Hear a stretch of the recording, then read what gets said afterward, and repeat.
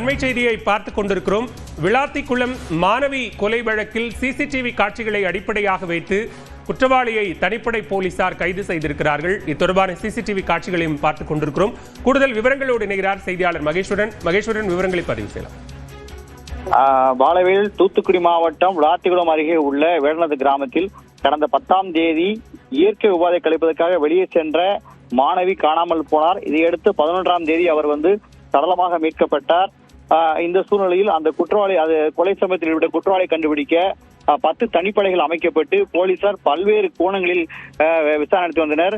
குறிப்பாக அந்த ஊரில் இருக்கக்கூடிய மக்கள் மற்றும் அருகில் கிராம மக்கள் என பல்வேறு கிட்டத்தட்ட 200க்கும் மேற்பட்டவரை அவங்க விசாரணை பண்ணாங்க.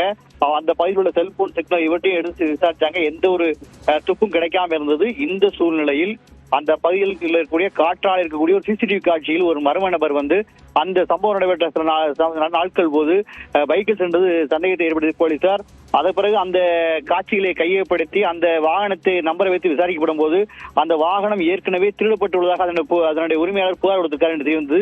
இதையடுத்து போலீசாருக்கு சந்தேகம் வலுப்படுத்தியது. அதன் அடிப்படையில் அந்த காட்சியை வைத்து அந்த சிசிடிவி காட்சியை வைத்து அந்த குற்றவாளியை தேடும் பணியில் போலீசார் ஈடுபட்டனர். அந்த கடையில் விசாரணை நடத்திய போது அது ராமநாதபுரம் மாவட்டம் சாரியை சேர்ந்த தர்ம முனீஸ்வரன் என்பது தெரிய வந்தது. இதையடுத்து போலீசார் அவரை கைது செய்து விசாரணை நடத்தி வராங்க. அது மட்டுமல்ல, ஏற்கனவே மாணவியுடைய உடற்குழு ஆய்வு செய்யப்பட்டது. அதில் தடயங்களும் இருந்த கைவிரல் தடயங்களும் ஒத்து போவதாக கூறப்படுகிறது. இந்த சூழல் கைது பண்ணி தொடர்ந்து விசாரணை விட்டுறாங்க. எதுக்காக கொலை செய்தார் அப்படிங்கிற இதே தர்ம முனீஸ்வரன் கடந்த 2020ஆம் ஆண்டு எட்டயபுரம் கீழாள் பகுதியில் ஒரு மூதாட்டியை கற்பழித்து கொலை செய்வதற்கு இவர் கைது செய்யப்பட்டார் என்று குறிப்பிடத்தக்கது. தற்போது இந்த சிசிடிவி காட்சி வெளியே பெரும் பரபரப்பை ஏற்படுத்தியிருக்கு. பாலவேல்,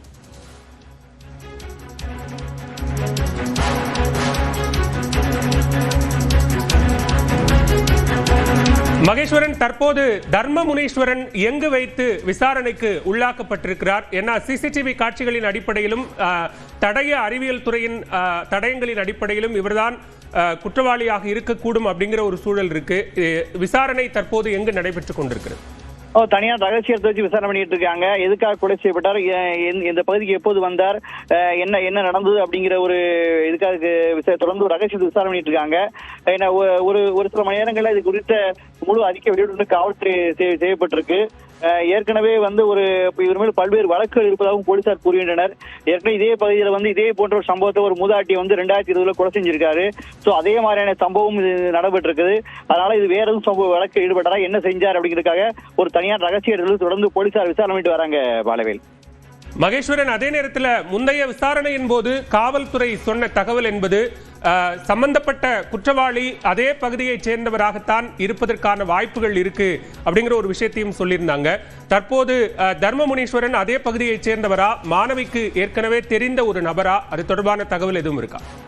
நிச்சயமாக பாலவேல், முதல் கட்ட விசாரணை இருக்கும்போது ஏன்னா இது இந்த ஊர் பகுதியில் வெளியூர் ஆள் வர வாய்ப்பில்லை அப்படிங்கிற ஒரு எண்ணத்துல தான் முதல்ல உள்ளூர் இருக்கக்கூடிய மக்கள் எடுத்து விசாரணை பண்ணாங்க, தனித்தனியாக விசாரணை பண்ணாங்க. அது மட்டுமல்ல, அந்த மாணவியோட படித்த மாணவர்கள், அப்புறம் அந்த அருகில் இருக்க கிராம மக்கள், அது யாருன்னா பழகணும், அவங்க எல்லாருமே எடுத்து பார்த்தாங்க. அது எதுவுமே எந்த ஒரு தகவலும் கிடைக்கவில்லை. இந்த சூழ்நிலை தான் அங்க அந்த பகுதியில் கூட காற்றாலை இருக்கக்கூடிய அந்த கேமராக்களை ஆய்வு பண்றாங்க. இந்த கொலை செய்யப்பட்ட இடத்திற்கும் இந்த இதுக்கும் கொஞ்சம் அருகிலா இருக்கு இந்த காற்றாடி. சோ அந்த வழியா சென்ற இந்த சிசிடிவி காட்சி தான் இது உறுதிப்படுத்துது. ஏன்னா உள்ளூர்ல ஏற்கனவே 4 பேருக்கு டிஎன்ஏ டெஸ்ட் எடுத்து அவங்களுடைய செல்போன் ஆய்வு, கிட்டத்தட்ட 1000 செல்போன் எண்களுடைய ஆய்வு செஞ்சு பார்த்தாங்க. ஆனா அந்த சிசிடிவி ஃபுட்டேஜ்ல தான் அந்த சம்பவம் நடந்தப்போ போயிருக்கு. இந்த 3 நாட்கள் இந்த தர்மமுனீஸ்வரன் அந்த பகுதியில் சுத்தி அலைஞ்சிருக்காரு. அந்த கொலை நடந்த மறுநாள், அந்த உடல் எடுக்கப்பட்ட மறுநாள் காலையிலும் அவர் இந்த பகுதியில் இருந்ததாக கூறப்படுகிறது. சோ இவர் இதை சுத்தி காட்டுக்குள்ள சுத்தி ஒருவேளை இந்த மாணவி ரெகுலரா அந்த பகுதியில் இயற்கை கண்காணித்து ஒருவேளை செய்தார் அப்படிங்கிற ஒரு சந்தேகமும் போலீசார் எழுதுறது. அதனால இவர் கைது பண்ணிருக்காங்க. கைது தொடர்ந்து விசாரணை பண்றாங்க. விசாரணை முடிவுல தான் இதுக்கான முழு விடை கிடைக்கும் என்று போலீசார் தெரிவிச்சிருக்காங்க. பாலவேல், மகேஸ்வரன், தற்போது தர்ம முனீஸ்வரன் குற்றவாளி என்பது உறுதி செய்யப்படும் பட்சத்தில் காவல்துறையினருடைய அடுத்த கட்ட நடவடிக்கை என்ன? அவர் இன்றே நீதிமன்றத்தில் ஆஜர்படுத்தப்படுவார் அப்படின்னு எதிர்பார்க்கலாமா? நிச்சயமாக அந்த விசாரணை நடத்தப்பட்டு வருகிறது. முடிந்தவுடன் இன்றைய நீதிமன்றத்தில் ஆஜர்படுவதற்கான வாய்ப்புகள் இருக்கு. அதே போன்று குற்றவாளி கைது செய்யப்பட்டுள்ளதால் அவங்களுடைய பெற்றோரும் உடலை வாங்க சம்மதம் தெரிவித்திருக்காங்க. தொடர்ந்து விசாரணை பண்ணிட்டாங்க. ஏன்னா இது ஒரு மிக தமிழகம் முழுவதும் பரவ பேசப்பட்ட கொலை வழக்கு. இந்த கொலை வழக்கு எந்த தவறும் இருந்துள்ள உண்மையான குற்றவாளியை கண்டுபிடிக்க வேண்டும் என்பதற்காக போலீசார் அவர் கைது செய்தவரை விசாரணை முழுமையாக விசாரணை பண்ணிட்டு இருக்காங்க. பாலவேல், மகேஸ்வரன், கிட்டத்தட்ட 9 நாட்களாக மாணவியினுடைய உடலை வாங்க மறுத்திருந்தாங்க பெற்றோர் மற்றும் உறவினர்கள். தற்போது அதற்கான நடவடிக்கைகள் தொடங்கி இருக்கா? நிச்சயமாக அவங்களுடைய ஒரே கோரிக்கை என்னவென்றால் குற்றவாளியை கண்டுபிடித்து உண்மையான குற்றம் கண்டுபிடித்து தண்டனை வழங்க வேண்டும் என்பதுதான் அவங்களுடைய பெற்றோர்கள் தொடர்ந்து வலியுறுத்தினாங்க. நேற்றோட தந்தையை வந்து செய்தியை சந்திக்கும் போது குற்றவாளியை கண்டுபிடித்தால் அடுத்த நிமிடமே நான் என்னுடைய மகளுடைய உடை பெற்றோர் தெரிவிச்சிருக்காங்க. நாளை காலை 11 மணிக்கு உடை சமர்ப்பிக்க நாளை காலை 11 மணிக்கு அந்த மாணவியின் உடல் வந்து அவங்க பெற்றோட ஒப்படைக்கப்பட்டிருக்கு. அதன் பின்னர் அந்த கிராமத்தில் அதற்கான இறுதிச்சடங்கு நடைபெறும் என்று தெரிவிக்கப்பட்டுள்ளது. பாலவேல். மகேஸ்வரன், இந்த மாணவி கொலை சம்பவத்தை குற்றத்தை பொறுத்தவரைக்கும் தனிப்படை போலீசாரினுடைய விசாரணை போக்கு எப்படியாக இருந்தது? என்னென்ன மாதிரியான வழிகளில் தர்மமுனீஸ்வரன் குற்றவாளியா இருக்கக்கூடும் என்கிற அந்த எல்லையை அடைந்தார்கள்? நிச்சயமாக பாலவேல், இந்த கொலை வழக்கு தொடங்கியது முதலே அந்த உடற்கூறு ஆய்வு வந்ததுக்கு பின்னர் வந்து ஒரு நபர் பலமாக அடித்து அந்த கழுத்து பகுதியில் அடித்ததில் அவர் உயிரிழந்திருக்கலாம் அப்படிங்கிற ஒரு இருந்தது. அதுபோக அந்த உடலை இழுத்து சென்றதுக்கான அடையாளங்களும் இருக்கிறதாக காவல்துறை எடுத்தாங்க.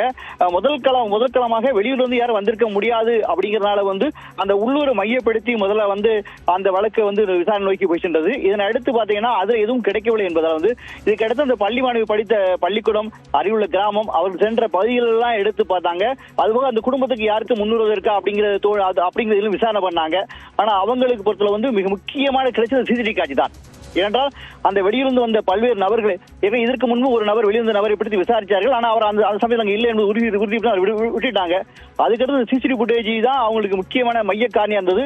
அது மட்டுமின்றி அந்த கைரேகை தளங்கள், அந்த உடல் கைரேகை தளங்களும் முனிசுடைய கைரேகை தளங்களும் ஒத்து போதாக அறிக்கை வந்திருக்கு. இதுதான் அந்த முக்கியமான கைது காரணம். அது மட்டுமல்ல, ஏற்கனவே அவர் இதே பாணியில் கொலை செய்துள்ளதால் அவர் குற்றவாளி என்பதை இந்த போலீசார் உறுதி செய்தார்கள். பாலவேல். மகேஸ்வரன், தற்போது தனிப்படை போலீசாரினுடைய விசாரணை அப்படிங்கிறது எந்த நிலையை எட்டி இருக்கிறது? நிச்சயமாக வந்து இவர் கைது பண்ணிருக்காங்க. கைது பண்ணதுக்கு அப்புறம் இவர் ஒரு நபர் தான் பண்ணாரா, இல்ல இவர் இந்த கிராமத்துக்கு வர வேண்டிய அவசியம் என்ன அப்படிங்கிற கேள்வி எழுது. அந்த கேள்விக்காகவும் தொடர்ந்து விசாரணை பண்ணிட்டு இருக்காங்க. ஏனெனில் இவர் வந்து தொடர்ந்து 3 நாட்கள் இந்த பகுதியாக போனதாக வந்து ஒரு காலத்தை சொல்றாங்க. அதனால இது முழுமையா அவருடைய விசாரணை பண்ணதான் இது முழுமையை பெறும் அப்படின்னு சொல்லியிருக்காங்க. இல்ல வேற யாருக்கும் தொடர்பு இருக்கா அப்படிங்கிற சந்தேக வளையத்தையும் வந்து ஏற்படுத்தி அதை விசாரணை பண்ணிட்டு இருக்காங்க. பாலவேல், முழுமையான விசாரணை முடிந்த பிறகுதான் இது இவர் மட்டும் பண்ணாரா, இல்ல வேற தொடர்பு உண்டா, வேற எதுவும் சந்தேகங்கள் இருக்காங்கிறது தெளிவுபடுத்தும் தனிப்படை போலீசார் தெரிவித்தாங்க. பாலவேல். விவரங்களுக்கு நன்றி மகேஸ்வரன்.